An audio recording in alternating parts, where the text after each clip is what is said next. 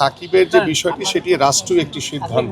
মামলাগুলি ফেস করে সে যদি আসলে ফিরে আসে সেখানে আমরা নমনীয় থাকব। বিগত সরকারের সময় সরাসরি হস্তক্ষেপ করা হয়েছে ক্রিকেট বোর্ডের উপরে। আমরা তদন্ত প্রতিবেদনটা দেখি, তারপরে আমি আমাদের পরবর্তী পদক্ষেপ পরবর্তীতে আপনাদেরকে জানাবো। আইসিসি থেকে কোনো একটা নিষেধাজ্ঞা আসতে পারে কিনা সে ব্যাপারে আপনারা আসলে বিবেচনা করবেন কিনা? আইসিসির সাথে কথা বলেই সকল সিদ্ধান্ত নিই।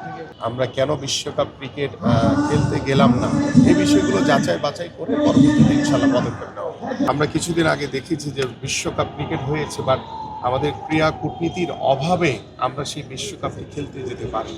কিন্তু কেন এটি হয়েছে সেটিও আসলে তদন্ত করে দেখার বিষয় রয়েছে, এবং আমি আশা করি যে এই বিষয় নিয়েগুলো আমি একটি তদন্ত কমিটি করব, করে আমি পরবর্তীতে যে কেন আমরা বিশ্বকাপ খেলতে গেলাম না, কেন আমাদের কোথায় সমস্যা ছিল বা কেন আমাদের ক্রীড়া কূটনীতির অভাব ছিল, সেই বিষয়গুলো আমরা তদন্ত কমিটির মাধ্যমে পরবর্তীতে আসলে আমি এগুলো প্রতিবেদন আকারে আমি ক্রিকেট বোর্ড এবং যারা এটার সাথে জড়িত ছিলেন তাদের সাথে কাছ থেকে আমি অবশ্যই চাই।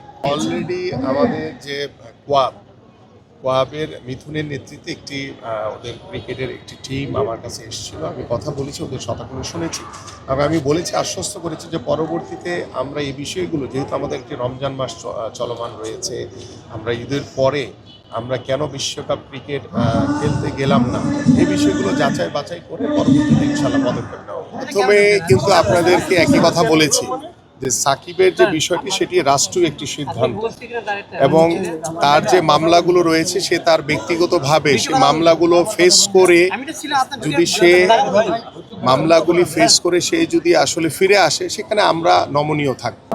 আমার কাছে মনে হয় যে যেহেতু অভিযোগটি নির্বাচনের আগেই আমি নিজেও এটা সম্পর্কে বলেছি যে যেভাবে বিগত সরকারের সময় সরাসরি হস্তক্ষেপ করা হয়েছে ক্রিকেট বোর্ডের উপরে, এবং এটি আপনারা সকলেই জানেন, এগুলো নতুন করে আসলে বলার কিছু নেই।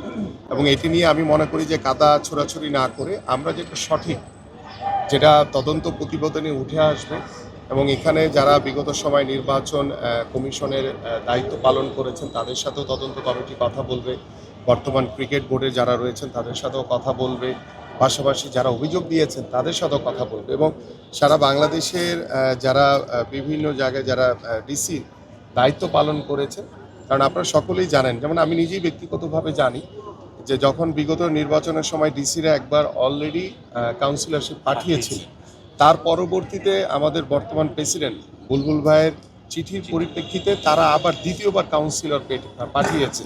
সো এটা তো একদম দৃশ্যমান সত্য কথা। সো এটি নিয়ে যদি এখন মানে সেই বিগত স্বৈরাচারের মতো যদি কথা বলে যে আমরা যেটি করেছি সঠিক করেছি, সেটি আসলে সমুচীন হবে না। আমার কাছে মনে হয় যে আমরা তদন্ত প্রতিবেদনটা দেখি, তারপরে আমি আইসিসির সাথে কথা বলে আমাদের পরবর্তী পদক্ষেপ পরবর্তীতে আপনাদেরকে জানাবো। আইসিসি থেকে কোনো একটা নিষেধাজ্ঞা আসতে পারে কিনা সে ব্যাপারে আপনারা আসলে বিবেচনা করবেন কিনা? আইসিসির সাথে কথা বলেই সকল সিদ্ধান্ত নিই।